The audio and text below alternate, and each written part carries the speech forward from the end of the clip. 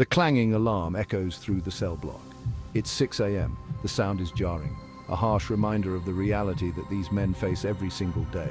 The alarm is not just a wake-up call. It's a signal that another day of monotony and confinement has begun. Not that the sun matters much within these walls. The barred windows allow only slivers of light to penetrate the gloom, casting long shadows that seem to stretch endlessly. The lack of natural light adds to the oppressive atmosphere, making the days blend into one another. The air is thick with the smell of sweat, stale coffee and fear. It's a cocktail of scents that has become all too familiar to the inmates. The sweat is from the restless nights. The coffee is a poor attempt at normalcy, and the fear is ever present, lurking in every corner. Prisoners stir, their bodies aching from thin mattresses and restless nights. The mattresses offer little comfort, and the constant noise and tension makes sleep a rare commodity. Each morning they wake up feeling just as tired as when they went to bed. Another day in this concrete cage begins. The walls are cold and unyielding, a stark contrast to the warmth and freedom of the outside world. The prisoners know that today will be just like yesterday and the day before that. The morning air is heavy with anticipation, but it's not the kind of anticipation that brings excitement or joy. It's a tense, uneasy feeling, as if something bad is always just around the corner. Anticipation for what, one might ask? For some, it's the hope of a letter from a loved one, a small connection to the outside world. For others, it's the dread of a confrontation or a punishment that might be waiting for them. For some, it's the meager breakfast that awaits. The food is bland and unappetizing, but it's a necessity. The cafeteria is a place where tensions can run high, and every meal is a potential flashpoint. For others, it's the chance to escape the confines of their cells, even if it's just to work a menial job. These jobs offer a brief respite from the monotony, a chance to feel useful, even if the tasks are mundane and repetitive. But for many, it's the dread of another day stretching out before them, identical to the last. The hours seem to crawl by, each one a reminder of the freedom they've lost. The future is uncertain and the past is a painful memory. The first hour is a flurry of activity, a carefully orchestrated dance of necessity. Inmates move with purpose, knowing that any deviation from the routine can have serious consequences. It's a delicate balance, a dance that must be performed perfectly every day. Inmates wash their faces in cracked sinks. The cold water a shock to the system. It's a small moment of clarity, a brief reminder that they are still alive, still human. The water is often the only thing that feels real in this place. Clothes, often ill-fitting and worn, are donned. These uniforms strip away individuality, making everyone look the same. It's a constant reminder that they are no longer free men, but numbers in a system. There's little room for vanity. Survival is the priority. In this environment, looking good is the least of their concerns. It's about getting through the day 1 hour at a time. The guards' faces etched with boredom or disdain begin their rounds. They are the enforcers of the rules, the keepers of order. Their presence is a constant reminder of the power dynamics at play. Their presence is a constant reminder of the power dynamics at play, the watched and the watchers. The guards hold the keys, both literally and figuratively, to the prisoners' lives. Every movement, every glance is scrutinized. The prisoners know that they are always being watched, and any misstep can lead to severe consequences. It's a constant state of tension, a never-ending game of cat and mouse. This is the reality of prison life, a constant state of surveillance. There is no privacy, no escape from the watchful eyes. It's a world where every action is monitored and every moment is controlled. The clanging of metal against metal signals the start of roll call. This sound, harsh and unyielding, reverberates through the cold concrete corridors, a daily reminder of the rigid structure that governs life within these walls. This twice-daily ritual is non-negotiable. It is a cornerstone of prison life, a moment when order is imposed and the presence of each inmate is accounted for. Inmates line up, their bodies tense with forced stillness. Each man stands in his designated spot, a silent figure in a sea of sameness, waiting for his number to be called. Numbers are called out, voices echoing in the vast emptiness of the cell block. The sound bounces off the walls, creating a haunting symphony of control and compliance. Each man is reduced to a number, stripped of his identity. The number becomes his new name, a label that defines him within the prison system. The air crackles with a strange mixture of boredom and tension. The monotony of the routine is palpable, yet beneath it lies an undercurrent of unease. The The guards pace, their eyes scanning the lines for any sign of defiance, any hint of trouble brewing. Their presence is a constant reminder of the authority they wield. For the inmates, roll call is a necessary evil, a reminder of their confinement and their powerlessness. It is a moment that underscores the reality of their situation. It's a time for introspection, for grappling with the choices that led them here. Each man is left alone with his thoughts, reflecting on the past and contemplating the future. It's a time for fear, too, as they contemplate the long hours that stretch before them. The uncertainty of what lies ahead weighs heavily on their minds. Once the count is confirmed, the cell doors clang open.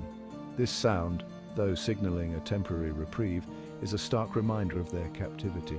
The sound, sharp and metallic, echoes the bars that confine them. It is a sound that signifies both the end of roll call and the continuation of their imprisonment. It's a brief moment of relief, a release from the stifling air of the cells.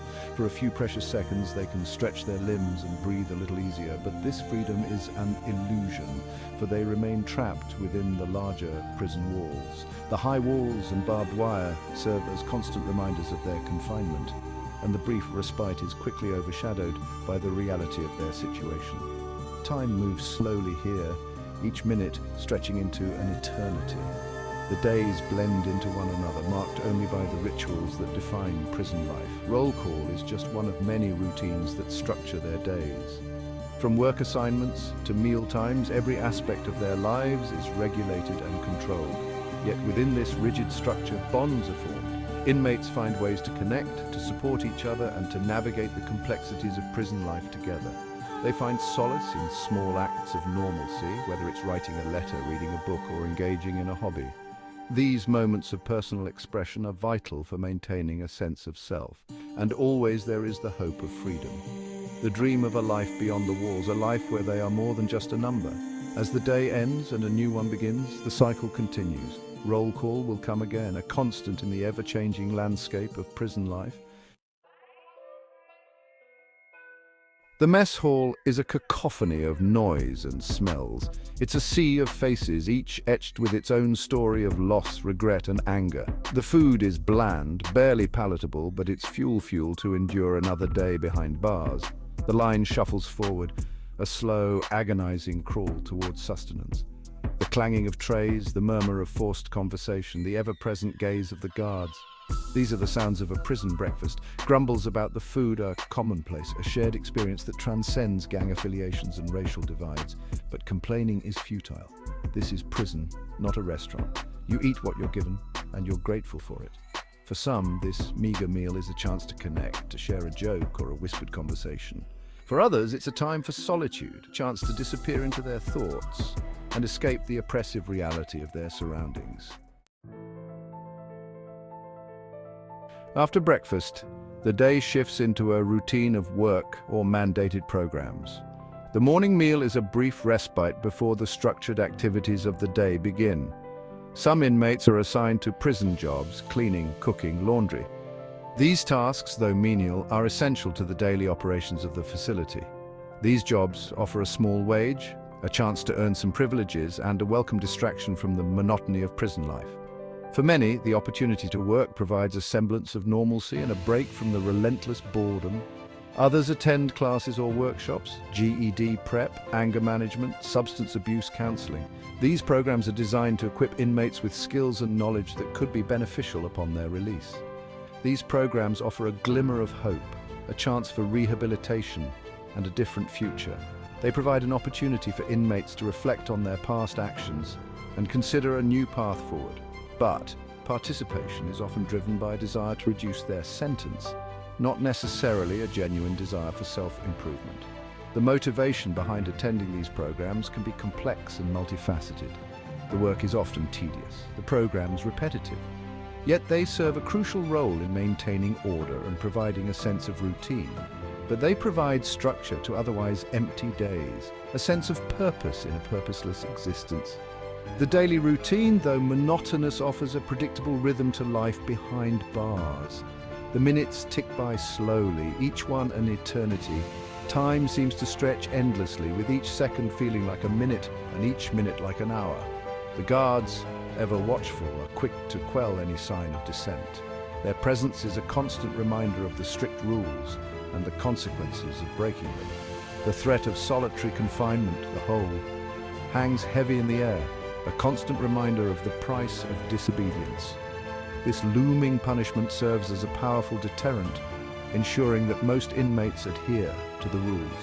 In the quiet moments, inmates often reflect on their lives, their choices, and the future that awaits them. Writing letters to loved ones or simply staring out of barred windows, they grapple with the weight of their circumstances. Recreational activities, though limited, offer brief moments of relief. Whether it's a game of chess, a workout session in the yard, or simply a conversation with a fellow inmate, these moments provide a fleeting sense of normalcy. As the day draws to a close, the routine winds down. Inmates prepare for another night in their cells, the lights dimming as the facility settles into an uneasy quiet. The cycle will begin anew with the next sunrise, another day in the life behind bars.